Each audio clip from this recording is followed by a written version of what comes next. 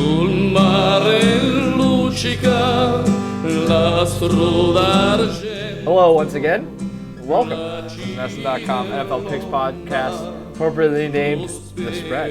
I am NESN.com's Mike Cole, joined as always on my left by Ricky Doyle, and on my right, Andre Khatchaturian. We're going to make some NFL football picks here this week. What did we decide on the name this week? Oh, The this hat week, trick. huh? The hat trick. Yeah. Hockey season started this Had week, so. that. There we have had that one in the holster for a week now. Yeah, So. the hat trick. We'll get into the three top games of the week. We'll also do some locks, some upsets, maybe a prop bet or two or three, and a little show and tell.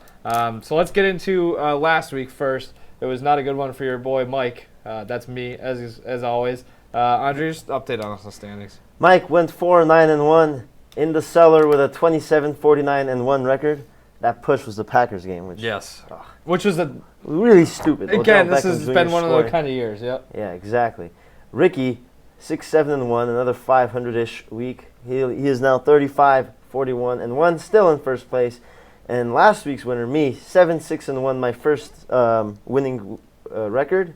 I'm at 33-43-1, 2 games behind Ricky for first place. Cool. So we all still stink. None of us have had like a nice big winning week yet. It's 5 weeks in, and I'm just trying to push towards that 500 mark week after week. Yeah, that's all As you long can as you ask for. stay there, I think we're in. If you go one game over Good 500 company. every week, you make money. Exactly. All right, let's get into the hat trick. Top 3 games of the week. hat trick. We'll start Sunday afternoon. Yes. Again, this game looks good on paper, but if you go off of what we saw last week, maybe it could get ugly.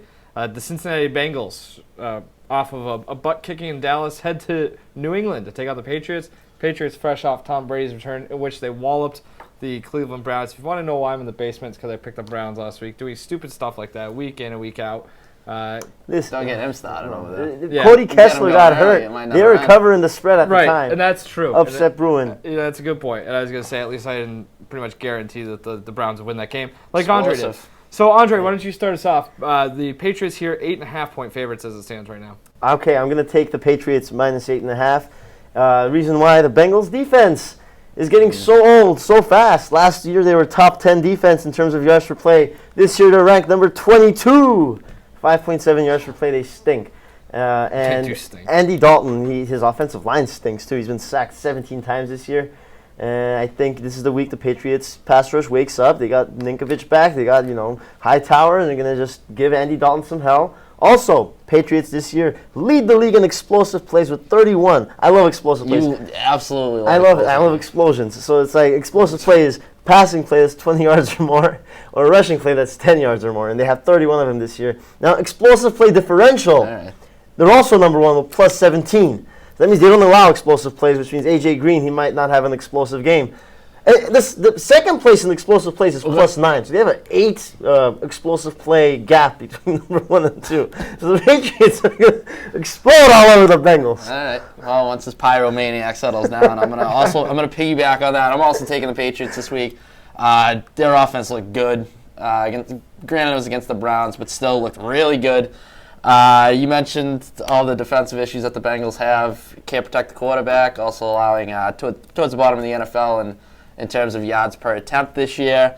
I could see this being a game where you get Brady, a lot of dinks and dunks to James White maybe to open it up a little bit, take some shots down the field. This is just classic Bengals team right now, losing to good competition. You look at their 3 losses, Steelers, Broncos, Cowboys, good teams. They're beating up on the bad teams, like the likes of the Jets and the Dolphins. Well, guess what, folks? Patriots are a good team, so I don't see them having any issues this week at home against the Bengals. I'm making a clean sweep. Patriots obviously jump out, big lead last week, involving the tight ends. And obviously I think we're going to see a lot more of that. The 2 tight ends set with Bennett and Gronkowski.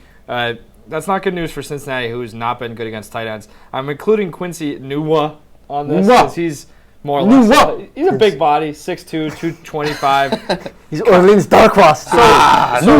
We're they're not on the same team. Utah. One's on the Jets. Never mind. You guys, I just sat here idly while you two make your picks, and you just hijack. Sorry. Utah and Numa. So let's just assume for our operation here that Nunwa, we'll call him a tight end. If that's the case, over 5 weeks, the Bengals have allowed 18 receptions, 180 yards, and 3 touchdowns to tight ends. That's a good matchup for the Patriots. Patriots have won their last 5 at home against Cincinnati. And this per ESPN Stats and Info, Patriots won 98% of their in-conference games, home games, over the last 10 seasons. With Brady at quarterback, the Patriots are 48-1 at home against AFC opponents since 2007. The only loss came in 2014, Week 17 against Buffalo, when Brady played like half the game, if that. Yeah. That's from ESPN Stats and Info, so I like those.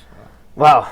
It's a pretty dominant team we have here in New England. Yep. Late Sunday afternoon, Dallas heads to Green Bay. The Packers, coming off a Sunday night win over the New York Giants, are 4-point favorites over the Cowboys, who beat up on the Bengals last week. You and I totally missed on that one. Yeah. Andre, start us off here. I don't know what's wrong with Aaron Rodgers anymore.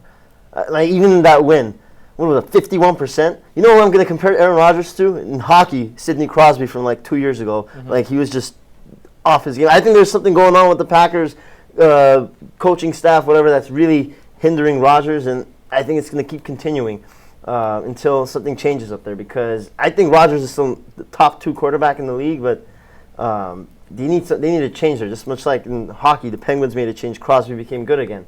So I'm going to take the Cowboys in this one. 27% of Packers drives this year have ended in 3 and outs. It's the 4th highest in the league. On the flip side, the Cowboys are second in time of possession, first in 10-play drives, first in 5-minute drives. They're going to just – I think there's a good chance the Cowboys have the ball for 40 minutes or more in this game against the Packers. So Cowboys, easy cover, easy win. Yeah, I like the Cowboys well. I'm taking the points here. You mentioned there's something going on with that Green Bay offense. I don't know, just look a little off right now. Cowboys been pretty good bet this year, 4-0-1 against the spread, surprising some people. Haven't made a lot of mistakes, so – I'm taking the points, and for the reasons you mentioned, I wouldn't be surprised they went outright. Punishing offensive line. It is. It's good. It's really good. All right. Well, no, I'm not going to make it a clean sweep. I'm taking the Packers. Oh, of course. First of all, shut up. Second of all, the Packers have done one thing really well this year. They've stopped the run. They, again, thanks to ESPN Stats and Info, the Packers have allowed 171 rushing yards this season, the second fewest through 4 games in the Super Bowl era. Only the 95 49ers allowed fewer. And the Packers are only one of 2 teams, talking about explosive plays, who haven't allowed a 20-yard rush this season. 2 yards per play, it's very good. And the Cowboys haven't done a whole lot in terms of pass rush. They haven't generated a big pass rush. You know who else can't generate a pass rush? The New York Giants. We saw Sunday night. For as bad as the Packers looked at times, the Giants did nothing to get after Aaron Rodgers. And you know what? Rodgers didn't look good. I'm not going to sit here and defend him and say he played well, but they had a touchdown wiped out early by a penalty. Yeah. They've had the interception that came right after on the next play after went off of Jordy Nelson's hand, and then Richard Rodgers dropped a touchdown later in the game, which I think the Packers settled for a field goal. You know, I'm just saying, you take those, put them on the board. It looks a whole lot different.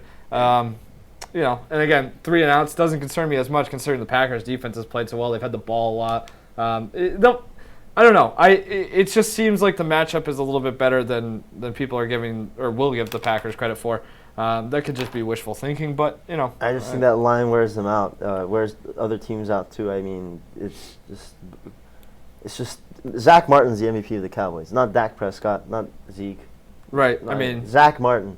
You also said that Tony Romo should be the MVP for a season in which he played a third of the games. Yeah. So I mean, Tony Romo was an excellent quarterback, but he was aided by a great offensive line in 2014. I'm not going to deny that. You got good players, put them with a great offensive line, you're going to get a win. One thing I will say, Cowboys at Green Bay, they don't win there recently. Romo's never won there. If Dak wins there, that'll be impressive. So that part scares me, but I'm gonna trust the offensive line this one. Being the Dallas aficionado that you are you putting Tony Romo back in a quarterback when he's healthy? Absolutely, yeah. You absolutely are? Yeah. Okay. I have my reasons, but we can get to that later. One thing that is interesting, the Packers allowing, this is just, I don't know what exactly this says, 10th fewest plays against per game. And they also have the 22nd fewest plays per game on offense. Kind of a weird little... So not a whole lot of plays. It's draining the play clock. Yeah, exactly. Either they are, the teams they're playing are, just a lot of, just really taking it down. Take your time, very methodical. Imagine how bad they'd be if Mike McCarthy had a chance to call more plays. Let's move on to, this is actually a late Sunday afternoon game as well. Atlanta, the upstart Falcons. It's a little tricky one, huh? This is a tough one. They go to Seattle. Seahawks 6-point favorites. Atlanta went into Denver, knocked the Broncos from the ranks of the undefeated, whereas Seattle had a bye last week. Seahawks are 6-point favorites. You know what? I'm going to kick this one off. Go ahead. I'm taking. You want me to hold it for you? Good snap, good hold. Sure, yeah. Again, another one. I mean, let's not get into bad beats last week, but maybe San Diego, you hold a kick. Maybe give the Raiders a chance to score. That would have been great. Atlanta at Seattle. I'm taking Atlanta here. This is not an indication of whether I think the Falcons will win. I don't think they will, but I think this game's going to be closer than 6 points. Seahawks are just 3-3 overall after a bye under Pete Carroll. They lost last year to the Cardinals. They got beat up pretty good in that game. Well, I guess this game was closer than the game actually was. Seattle's down 22-7 at halftime in that game. Falcons, meanwhile, averaging 16.8 points for first half. They scored 13 in the first half last week, 10 in the first quarter. I'd like them to come out and kind of set the tone early again against a defense that is just as good as Denver's was. Seattle kind of turning the ball over. Dan Quinn returning to Seattle this week. A nice little storyline. And the Falcons finding their pass rush. Revenge game. 6 sacks last week. 3.5 from Vic Beasley. Nice little breakout season going up against Seattle's iffy offensive line. Ricky. All right. First and foremost, like a lot of what I saw from the Falcons last week, things you outlined. I thought their pass rush looked pretty good, showed a lot defensively. Good, just overall character win, if you want to put it in that basket. But I'm still taking the Seahawks here, and maybe it goes against my better judgment because I still don't know how healthy Russell Wilson is right now. But I do look at those two defenses, Seattle's and Denver's, and I think Seattle's is a little better equipped to stop Atlanta in this game. That's because Denver's defense, not particularly good against the run. I think Seattle's a little bit stingier against the run, so just a better matchup to shut them down. And 6 points, that's a lot. That's a lot going against a Falcons team that's hit its stride right here.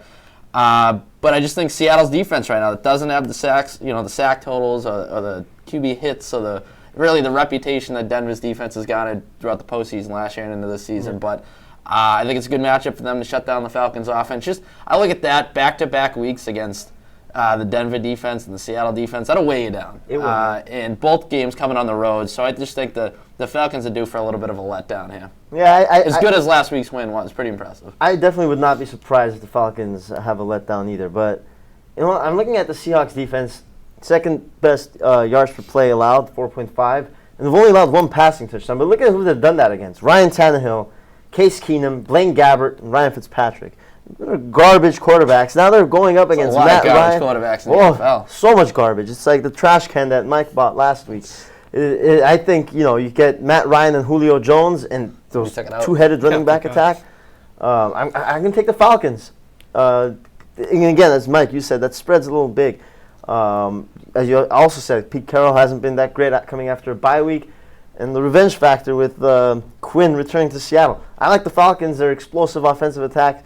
You know how much I love explosions and dynamite. I'm getting a little concerned about you, honestly. So I'll take the Falcons. Interesting. You're like a Wile E. Coyote cartoon over Matt Ryan is not Blaine Gabbert, so that line is standing pretty strong at 6. But I imagine let me just double check. Most of the bets so far coming in on the Falcons, so I imagine that line will change, and in which case I won't like it as much. But 6 points is a lot of points. Do you think the Falcons are going to win, or no? You said they'll lose, but they'll cover. It wouldn't surprise me if they win, but I think they probably lose, but they cover. Late field goal. Cool. All right, let's move on. Locks and upsets. You guys want to start with locks or upsets this week? Let's go with locks. All right. Jeff Locke Central. You guys were in lockstep there. Big locker. Andre, kick us off.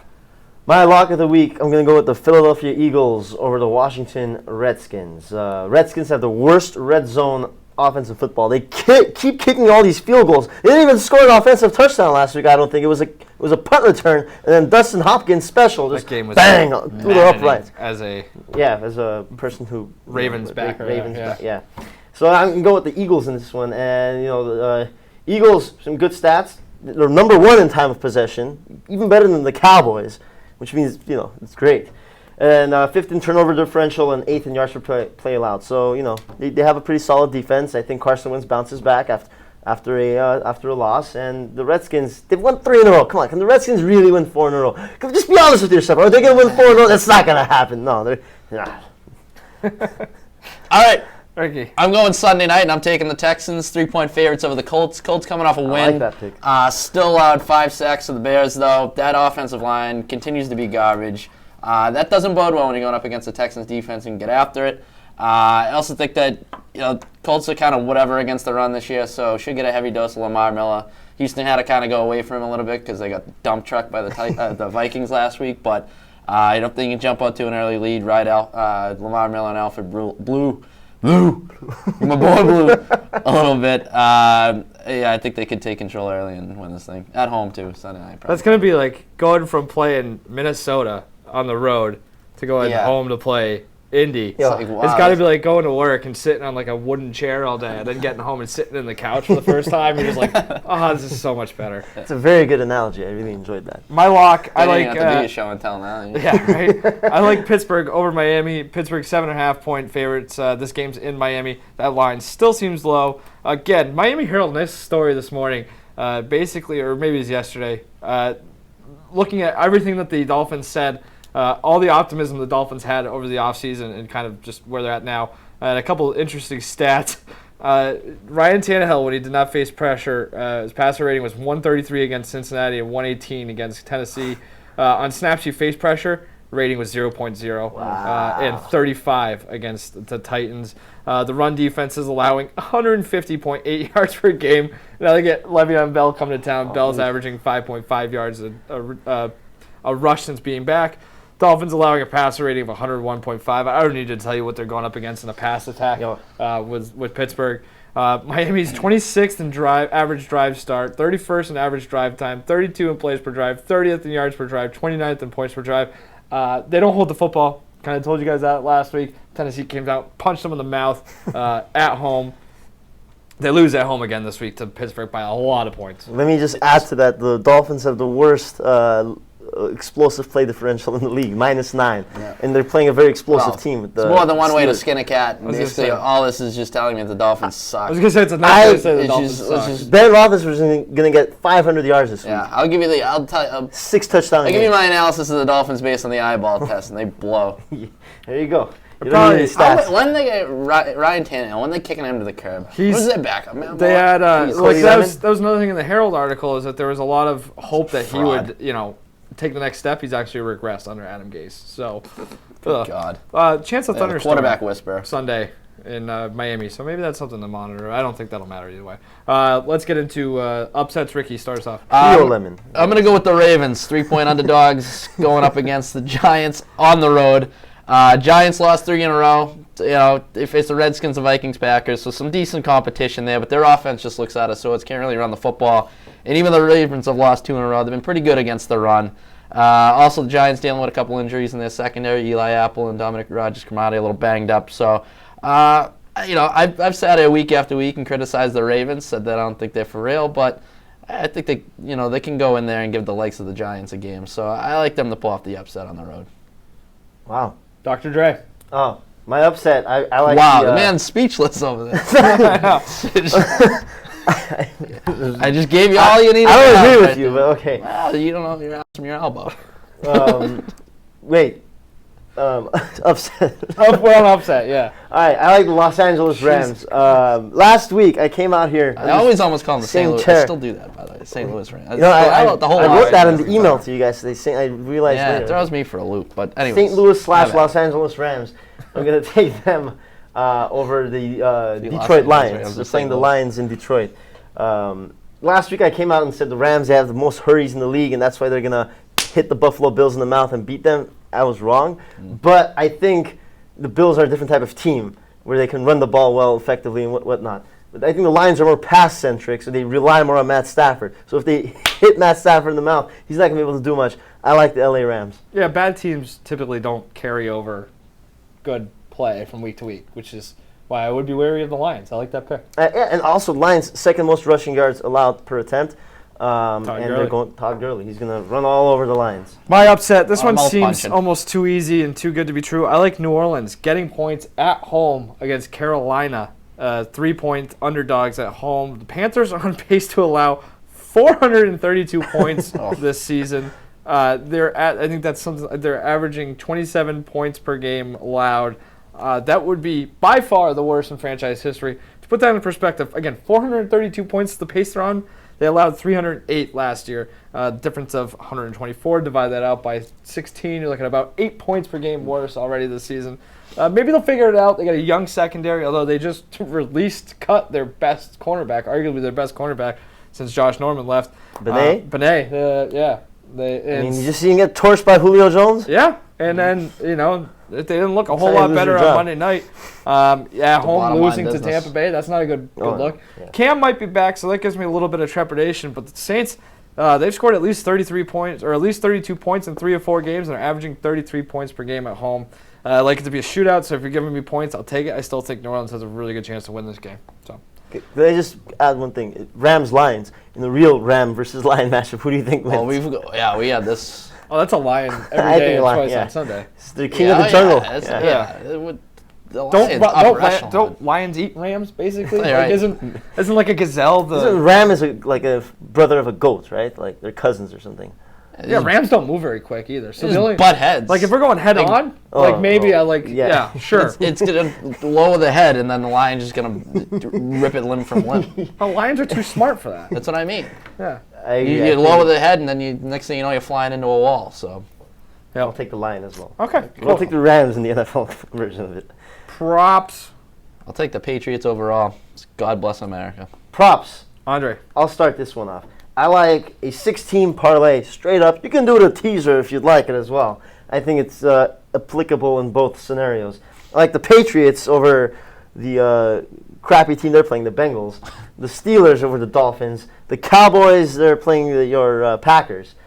Broncos, Cardinals, and Texans. 6 teams that have massive lines, a lot of them. There's a couple upsets sprinkled in the Cowboys and just the Cowboys, but I like all of that to happen. Nice parlay. You're having a rough week. What are you talking about? You just seem kind of all over the place right now. Finish strong, okay? Ricky, go ahead. Yeah, I'm gonna go to 14 parlay. I like the I always take the lock. We get that out of the way. I like the Texans. I also like the Steelers pick for everything that you outlined about how bad Miami is. I also like the Patriots-Bengals game to go over 47. The Patriots offense is that good. They're going to post in the 30s. So it's a low line. I need to jump on. Jump on that while you can, folks. And then Browns-Titans, I looked at the under. I was going to take the under probably regardless of what it was. It's 43.5, and I think I'll take that because I don't really know if the Browns are going to have a quarterback come Sunday. Oh, and Kessler might play. And day to day. But he's whatever. He's not as good as you think he is. Well, no, he's very good. If he plays, you're going to kill the Titans. Shut up for a second. And then the Titans, they got 30 points last week, but let's face it, it's still coached by Mike Mularkey. Mike Mularkey, it's still the Titans, so I don't trust that offense.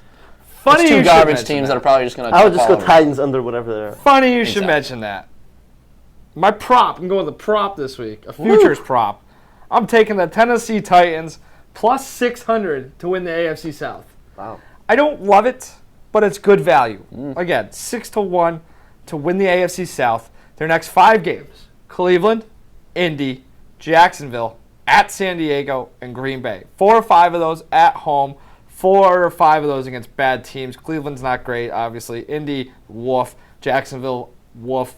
At San Diego, I mean, the Titans can play a horrible game and they'll still win by 1 late. And then Green Bay, who knows? Getting Green Bay at home, I'll be there, so you kind of have to expect bad things to happen for the Packers.